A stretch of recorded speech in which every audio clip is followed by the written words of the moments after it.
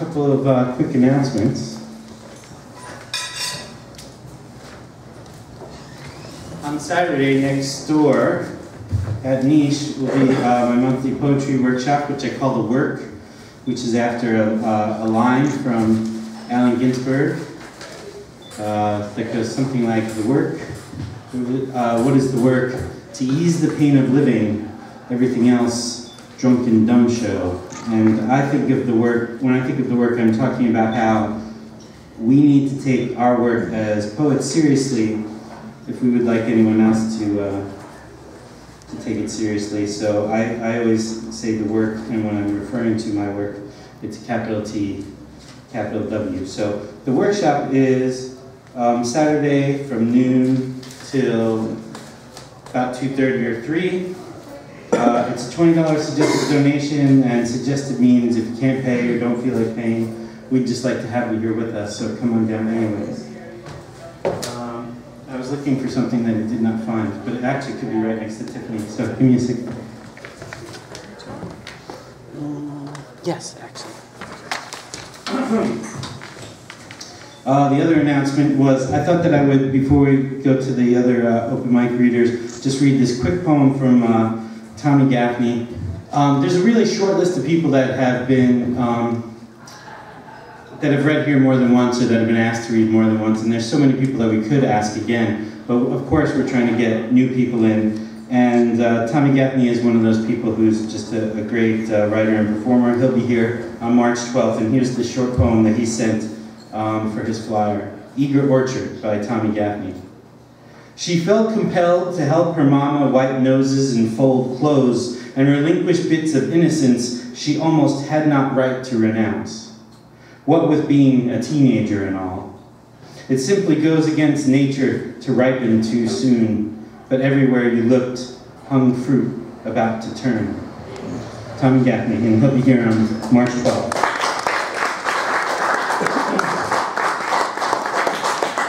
So, to continue, yes, this is Joyce Colson's newsletter for the Tiger Talk open mic at Paper Tiger, and next week on February 18th, our next reader will be the featured reader there.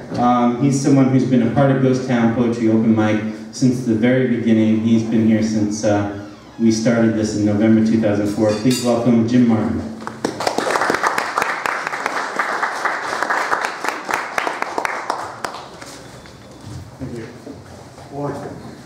Tough act to follow. I always hate to be in this shape. I just have two, not long. One,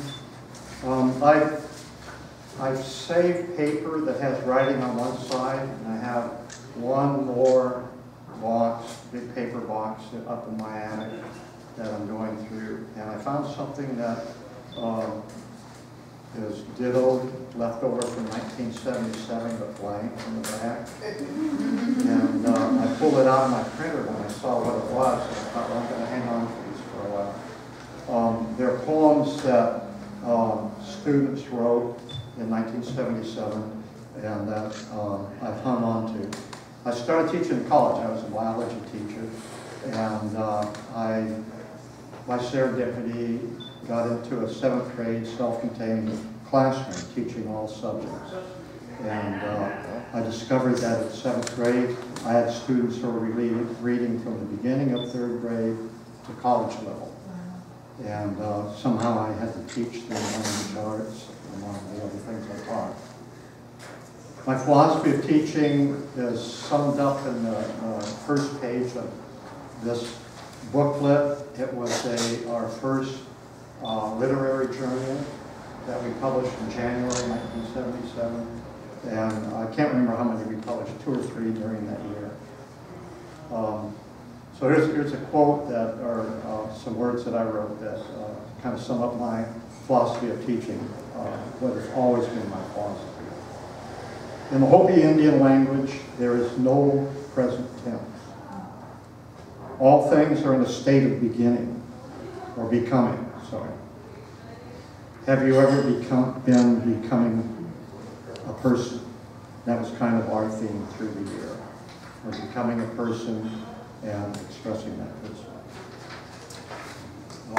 And so I'm going to read one poem probably each time I read until I get through all those that I have. To me, they're very interesting. This is written by a boy named Sean, who was terribly dyslexic, had a terrible stutter, was reading at college level, but was treated by his teachers through 6th grade as a special ed student. He had a wonderful brain. Rain. When rain falls and water drops from the leaves on the trees, and the cool, refreshing rain hits my face, it makes me think of what will come after the rain. After the rainfall, and the mildew is on the ground, and I open my petals in the morning and close at night. Sean Minor.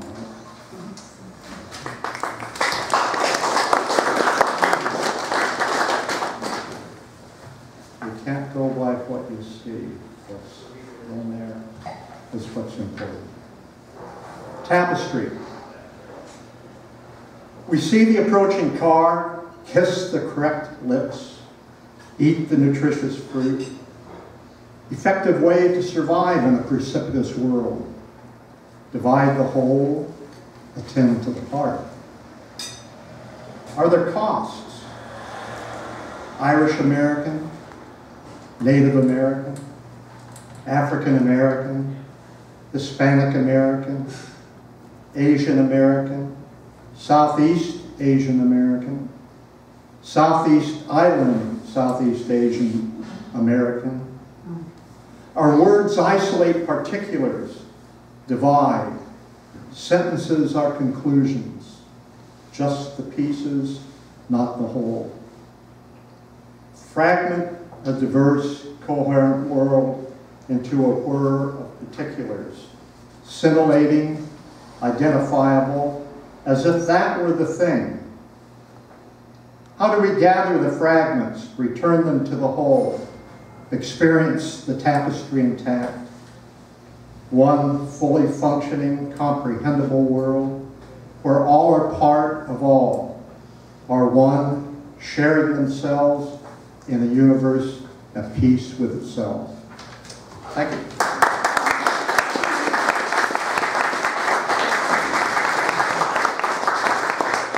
Thanks, Jim. I hope everyone will come out and see Jim next week at Paper Tiger, and also bring some poems to read for the open mic over there. And next we're going to hear from Dick Wrightington. Here's Dick, come on up.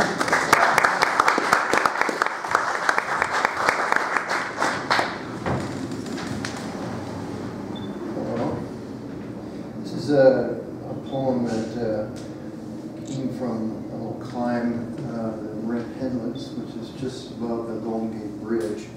And I'm a landscape photographer, amateur, and it's so difficult at times to get the shot. There's so much focus on getting everything right technically, getting the framing right. And I realized that there was something that was missing, so a little poem about that. At birth, I was named. These mountains never were, never separated nor demarcated.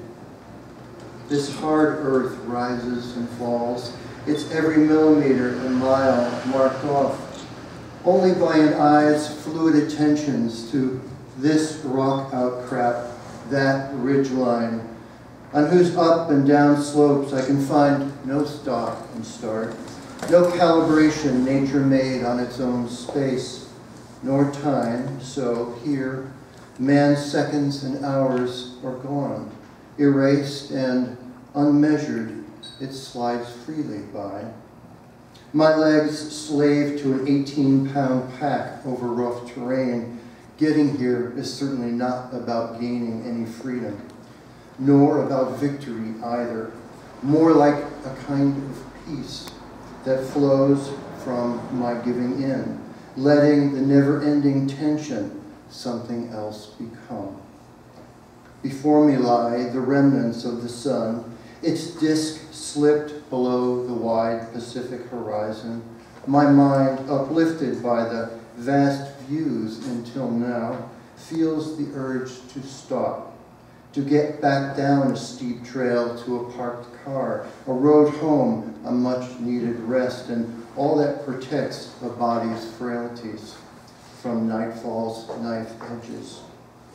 Shouldering my pack to go, my promise comes to mind and I pause. Then, with legs brought together, I bow to western waters, southern mountains, eastern valley, northern sky. To say this way, thank you most sincerely, opens an unexpected largesse that unseen flows freely between it and me. A largeness I'd always felt, yet mostly in its absence, so I didn't know where I fit.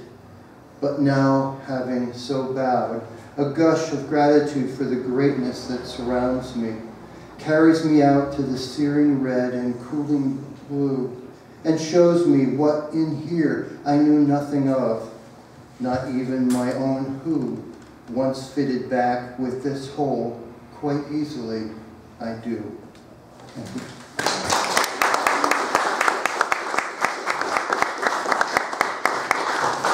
Thank you. And next we're going to hear from Lynetta Johnston-Meeker. You ready? Come on up, Lynetta.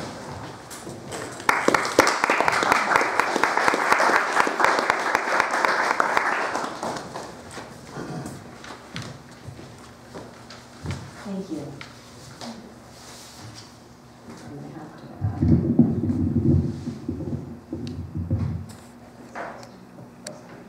that's great. You want me to lower it a little bit there? I think maybe, yeah. Sure. Is that better? I think so. I think that's just about right. Great. Everyone hear me all right? All right? Okay, thank you. This first one is really short and kind of lightens the mood a little, I think.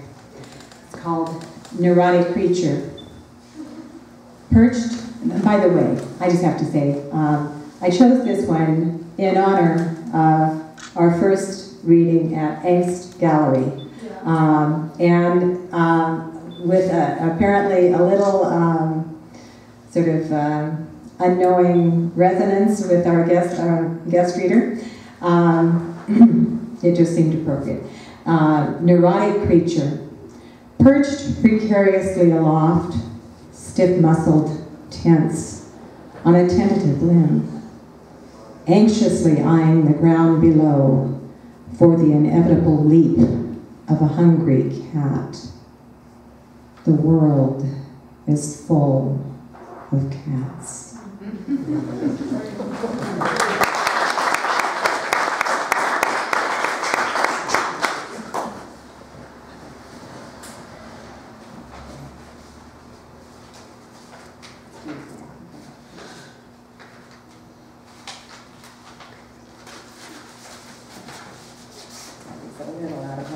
Okay, this one is called Tracking.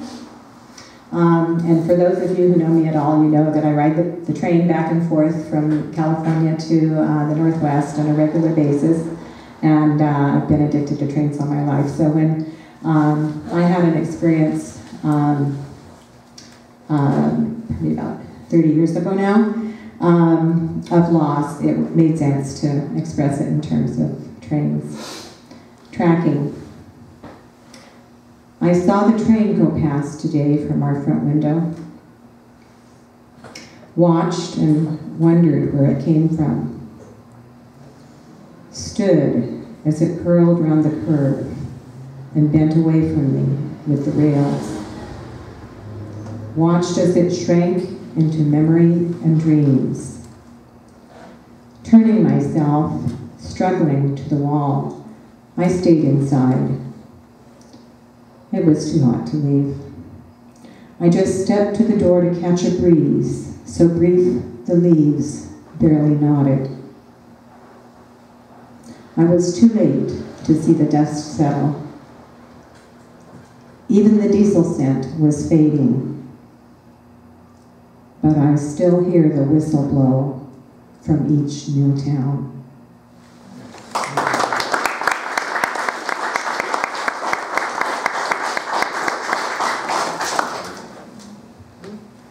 And my last offering tonight is Visitor's Day.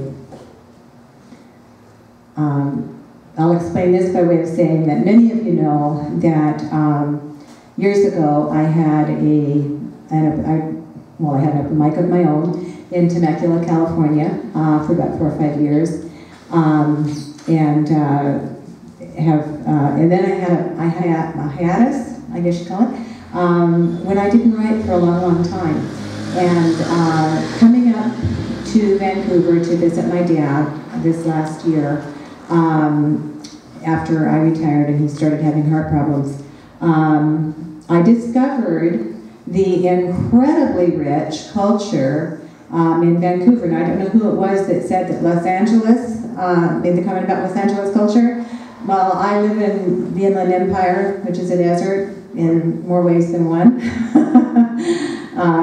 culturally especially. So I have just come alive culturally, or as a poet, since I've been coming back up here. And I want to thank all of you who write, who listen to writers, who support, who hold readings and support readings, and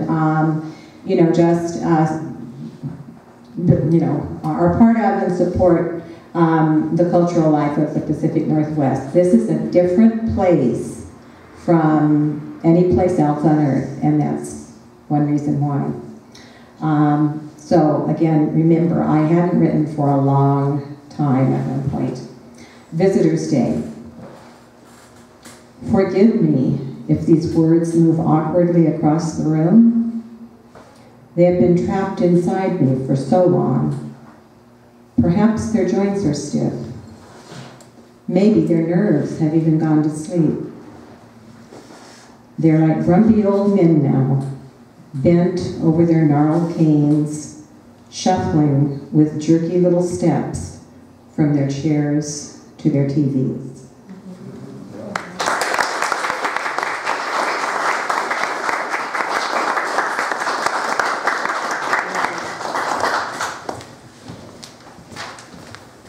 Thank you for what you said, Lynette. And you know, I've been really honest about the fact that when I was first,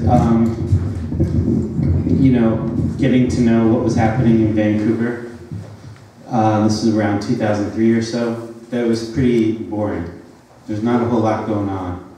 And you can ask other people that were around at that time, in case you think I'm just being an asshole, and what I've learned since is that there were plenty of great writers and musicians and painters in 2003. It's just that they didn't really talk to each other. And they didn't really support each other. And they didn't really come out to each other's events and all of that. And that's really changed. And a big part of the reason why that changed is Leah Jackson. And it's okay that she's not in the room, because I say this every time I have a mic at Angst Gallery or Niche, and she knows how I feel about her. But she is one of those people who has been working tirelessly behind the scenes to really make a scene happen here in Vancouver. So that's why I'm really proud and happy that we find ourselves here now. It just makes sense to me. Leah and I both have tried really hard to kind of bring these different people together here in Vancouver and hold our heads high and say, Portland is cool, but we're not relying on them for validation in any way. We got plenty of great stuff happening over here. So thank you for what you said. So Ghost Town Poetry Open Mic is all ages and uncensored, and has been from the beginning. It's LGBTQ friendly, although that wasn't always on the posters, and now I try to remember to put it on the posters every month, because that's always been the case. So I figured let's put it on there, let people know it's a safe place to come. And also, we approve very much of consciousness raising. And our next reader is someone in the business of consciousness raising, recently opened a high-end marketplace not very far from where we are, in the great state of Washington, where marijuana is now legal, and you can purchase some from our next reader. And I also happen to know that this evening is our next reader's birthday, so I think that we should sing to her before we bring her up. Can we do that? No, I don't like the humdrum happy birthday. This Okay. has been enough. Thank you. All right. I love She that. doesn't want you to sing, but maybe go down and buy some. You What do buy we? me a drink? Yeah. Buy her drink. Go down to High End this weekend and get some Agent Orange or something like that. Okay? And now, say happy birthday and hello to Morgan Hutchinson.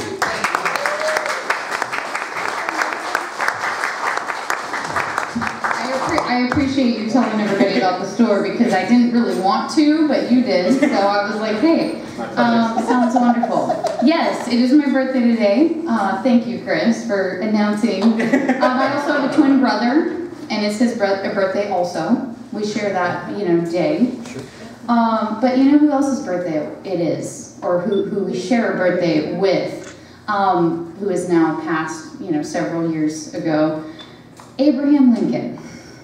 So I thought I might share a little wisdom from Abe Lincoln on this beautiful day. It was a fucking gorgeous day outside, and I know it was just like a message from nature saying, like, summer is coming, you guys. Like, it is here. Like, it is coming. Be ready. So yeah, Abe Lincoln. I just wanted to share a couple quotes from him first, and then I'll get into the piece that I wanted to read.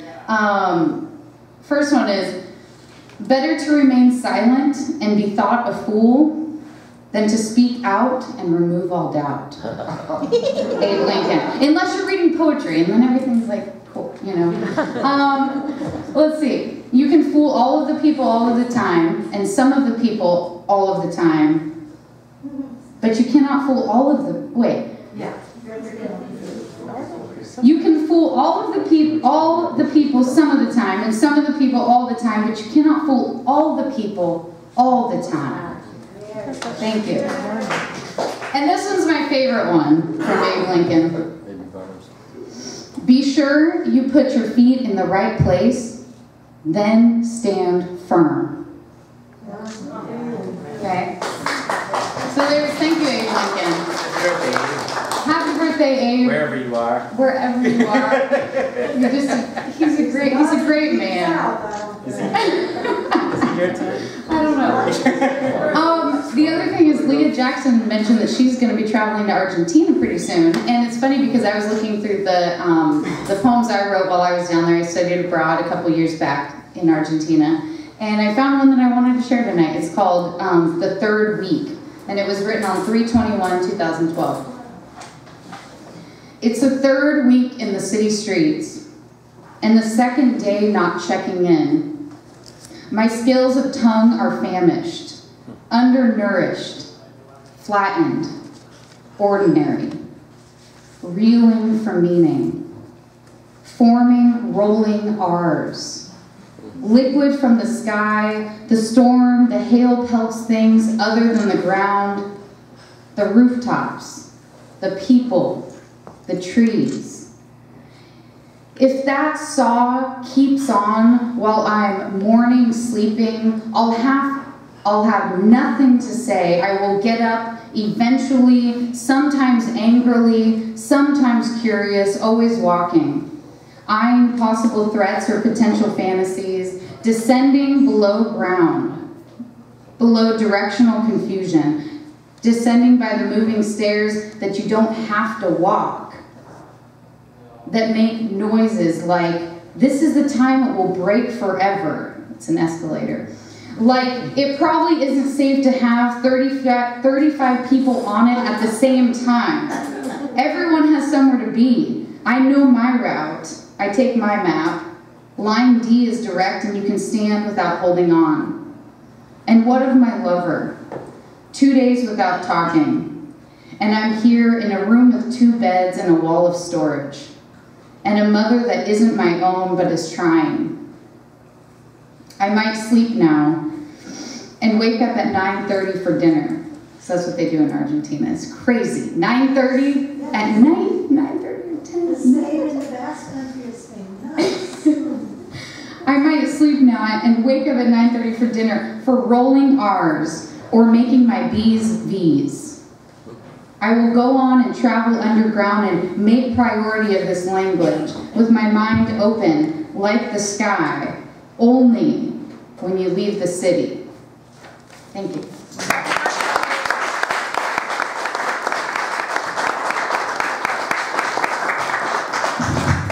Happy birthday. Thank you. Morgan is a friend of mine. She knows how I feel about her bag. Just like, to me, it's amazing that this is what you decided to do with this much of a chunk of your birthday, because in case you haven't noticed, we stretch on into the evening. I would do nothing else on this night. Thank you. Great. And this is why it's good. At the bookstore, we did go pretty late some nights, but the bookstore was actually staying open late for us. Here it's a little bit different because they are open late anyway, so I feel a little less like we have to keep all of that under wraps. At the same time, 24, 25 people. It's good to keep it in mind as we get up here and do your thing. And now we're going to hear from someone for the very first time. So I hope you give them a warm welcome to Vancouver. Sam, you out there, Sam? Come on.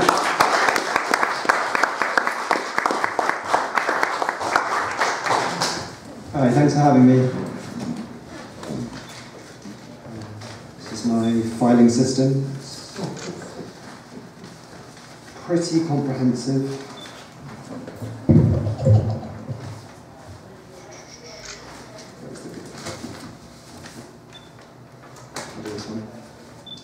This is called Unfinished.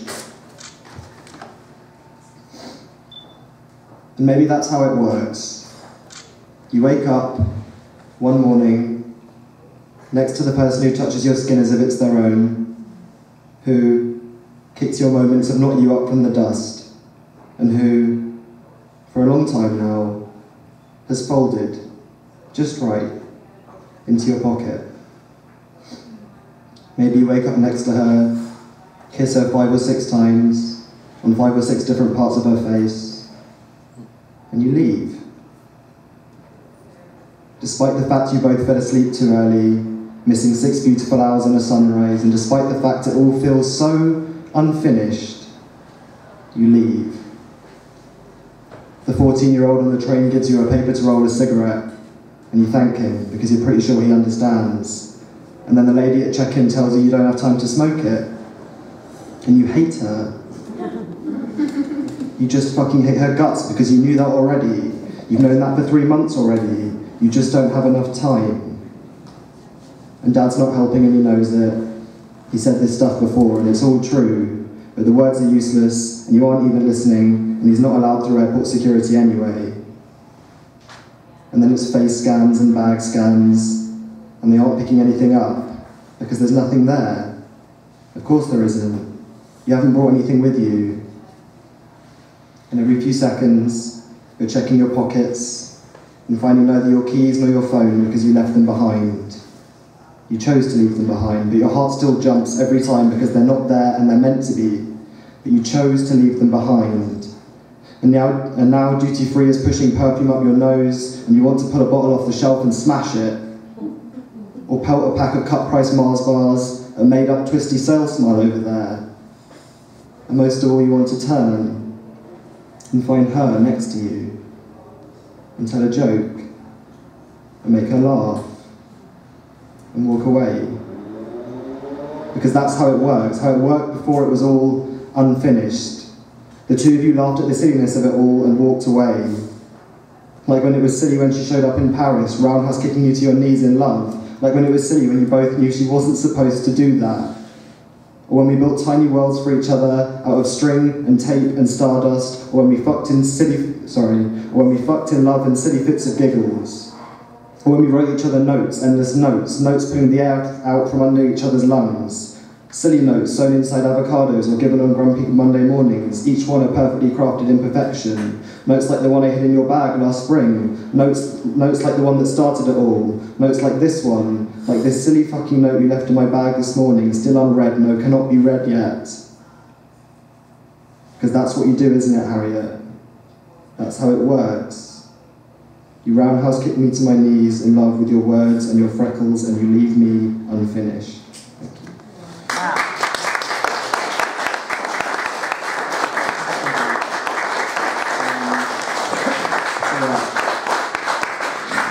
Thanks. Thanks for having me. I'm Sam, as you may have guessed. I'm from the UK. I'm travelling around the States. This is my first time in Vancouver. It's my first time reading poetry in Oregon, I think, yeah? We're Washington. Are we? Yes. Well, Made it to Washington State. is it? It's also my first time reading poetry in Washington. So.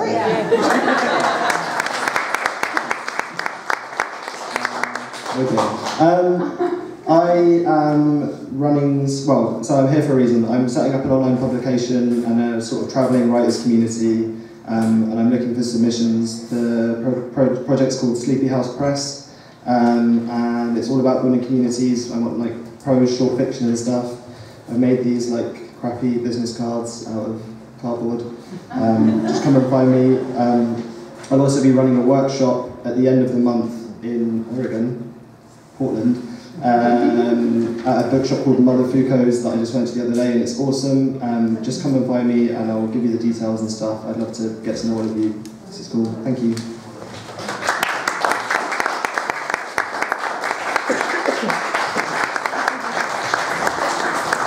Yeah, and Sam, if you wouldn't mind